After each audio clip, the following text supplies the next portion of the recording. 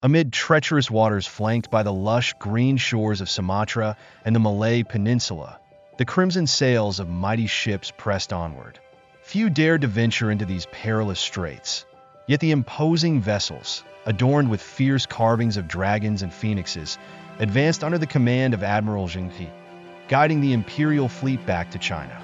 Ahead loomed the notorious pirate fleet of Chen Zhui, who had terrorized these waters, plundering and extorting ships laden with treasures. The Chinese fleet, heavy with cinnamon, pepper, and exotic goods, became his latest target. Zheng He, ever strategic, moved forward with a smaller contingent, baiting Chen's forces into pursuit. As the pirates closed in, the imperial fleet circled back, unleashing torrents of burning gunpowder onto the enemy ships. Fire consumed the pirate sails and reduced 10 vessels to ash. Zheng He navigated through the wreckage, pursuing Chen Zhui relentlessly for months, ultimately capturing him and sailing triumphantly back to Nanjing. There, Chen met his fate, beheaded as punishment for his crimes, while Zheng He received the emperor's praise.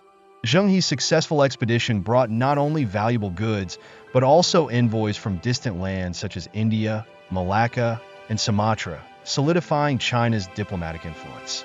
This exchange of treasures affirmed the foreign recognition of the emperor as the rightful ruler of the world, strengthening the legitimacy of Yongle Emperor's reign. Having seized the throne through a bloody civil war that deposed his nephew, the emperor relied on such displays of power and loyalty. Zheng He, who had been captured as a boy, castrated, and raised as a royal eunuch, had been at Yongle's side since his early days as a prince. Once a victim of the Ming conquest of the Mongol remnants, Zheng He now stood as a symbol of China's might and the emperor's trusted ally. The young Yongle emperor, eager to expand his empire's reach, commanded his loyal ally Zheng He to embark on yet another daring voyage across the seas. In Java, Zheng He and his crew witnessed the harrowing practice of Hindu sati, the live immolation of widows. In India, they marveled at grand temples, towering elephants, and the coexistence of men from diverse faiths. Zheng He himself was a Muslim, raised in a China shaped by the harmonious blending of Confucian, Taoist, and Buddhist traditions. Yet, the influence of the Islamic world had long resonated in these regions, spreading its teachings through scholars, explorers, and traders who ventured far beyond their homelands. These same routes revealed to China glimpses of distant civilizations. Nearly 7 centuries earlier, in 751, a Chinese soldier captured during a battle against the Abbasid Caliphate had been spared and allowed to explore the Caliphate's lands. Such moments of cultural exchange hinted at the vast, interconnected world beyond China's borders, a world Zheng He now sought to navigate, bridging empires through diplomacy, trade, and discovery.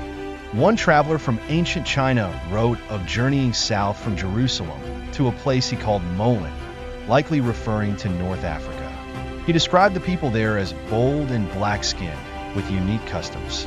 In Chinese cities, Arab trading colonies flourished, bringing goods such as rhinoceros horn, frankincense, and rare spices from Islamic-influenced East Africa. Alongside trade, the burgeoning Arab slave trade reached the African interior, transporting captives to Iraq. Some of these enslaved Africans eventually arrived in China through Arab traders, serving in Chinese households. Despite the harsh lives endured by these individuals, the Chinese admiration for free Africans remained undiminished. By the late 11th century, the Song Emperor demonstrated this respect when he prepared a grand royal procession of boats to welcome an African delegation. He gifted them white gold and expressed curiosity about their homeland. Such exchanges underscored the role of commerce in transmitting knowledge.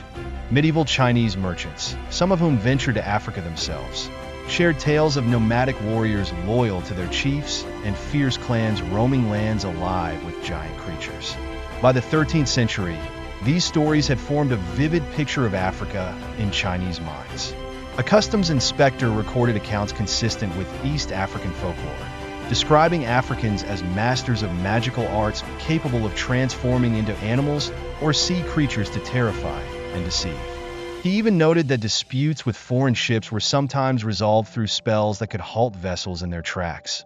blending trade and mysticism in the Chinese imagination of Africa. From the daring journeys of intrepid merchants arose a tapestry of myths and tales, stories of distant kingdoms and enigmatic sorcerers dwelling at the far ends of the seas. Though the Silk Road thrived under the Mongols and camel caravans carried African scholars like said of Mogadishu to China, the Mongol Khans showed little interest in maritime trade, deterred by the dangers of pirate-infested waters. But with the rise of the Ming dynasty came a new era. Admiral Zheng, he would awaken the power of the Dragon Throne, ushering in an age of exploration and maritime dominance. In 1414, as Zheng, he commanded a fleet of hundreds of ships and 30,000 men on a journey to India and beyond. A contingent returned to the Yongle Emperor bearing a remarkable gift from the King of Bengal.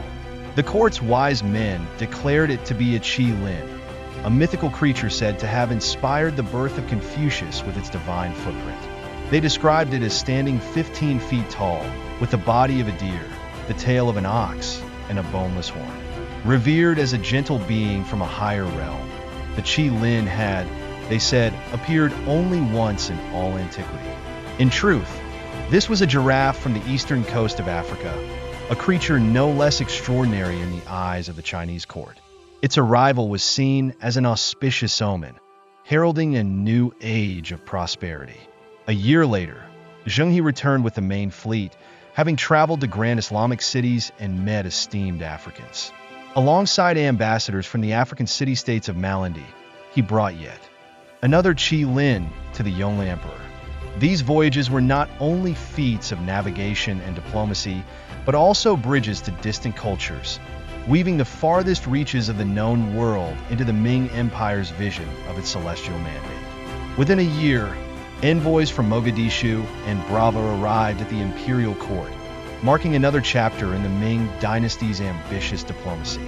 These meetings were characterized by elaborate exchanges of gifts, symbolic gestures of friendship, and the emperor's assurance that his guests would be safely returned home. Zheng He, tasked with this mission, prepared his fleet once more. The fleet sailed to the resplendent palaces of India before advancing to the court of the Sultan of Aden. Throughout the journey, Zheng He relied on celestial navigation and a sprawling 21-foot map, its lines sketching the contours of the coast that lay ahead. As they moved, small fleets of Dao ships scattered before the massive, imposing armada of the Dragon Throne.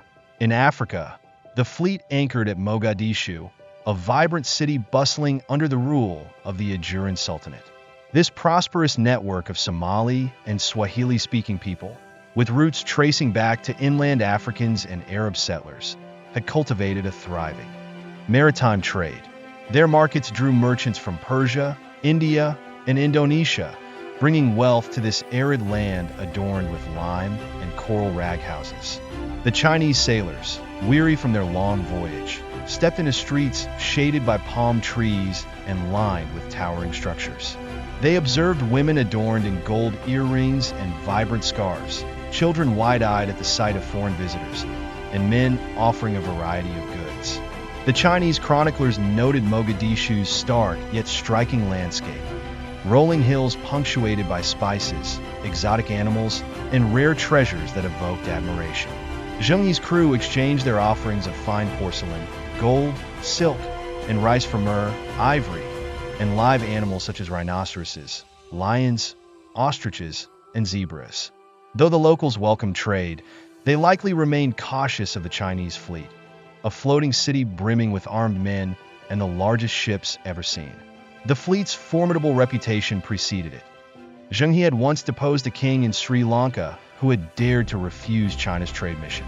From Mogadishu, the fleet journeyed southward, stopping at smaller settlements like Brava and Zubu. They traded with nomadic clans and continued to major centers such as Malindi and Mombasa. These expeditions brought Zheng He face to face with the rich tapestry of African cultures and cemented China's role in the interconnected web of global trade and diplomacy during the 15th century. In the philosophy of the Ming dynasty, the emperor already held dominion over the known world. Conquest was unnecessary for what was considered already his. This was an age defined by diplomacy, not conquest. Delegates from Arab, Indian, and African lands joined a majestic procession of soldiers, nobles, and exotic animals, including giraffes, through the newly built Forbidden City. The path was illuminated by glowing lanterns, and the night sky exploded with fireworks reflecting off the surrounding moats. The young Yongle Emperor, seated in the heart of his new northern capital, greeted the envoys, recited royal decrees, and reveled in the grandeur of his ascendant empire. Yet, even as the fleet prepared for another journey to Africa, ominous signs began to shadow the emperor's reign. A bolt of lightning struck the Forbidden City, igniting several wings, while famine gripped the countryside.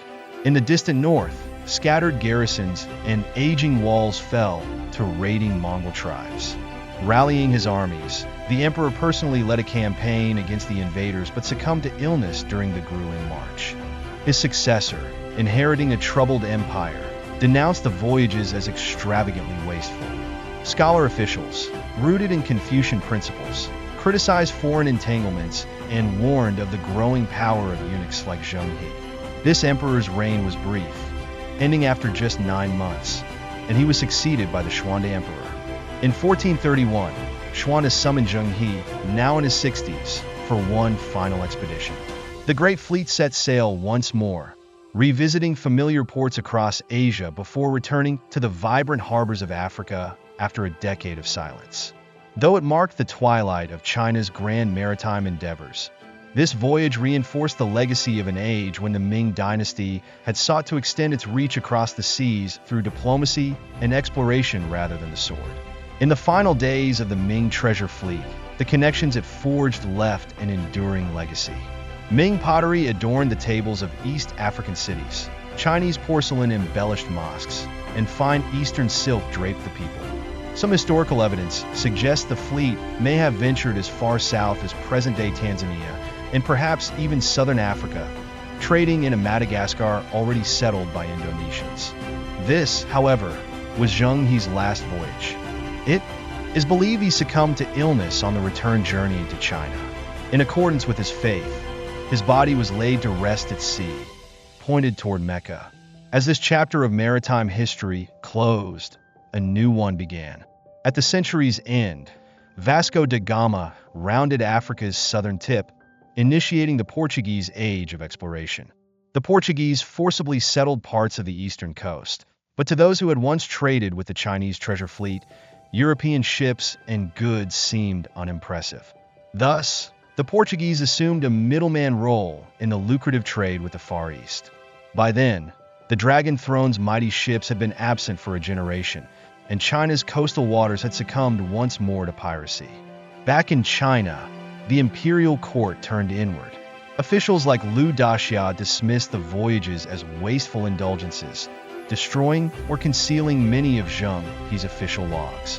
What survived were fragments, accounts from learned crew members, and oral traditions from the distant shores they visited.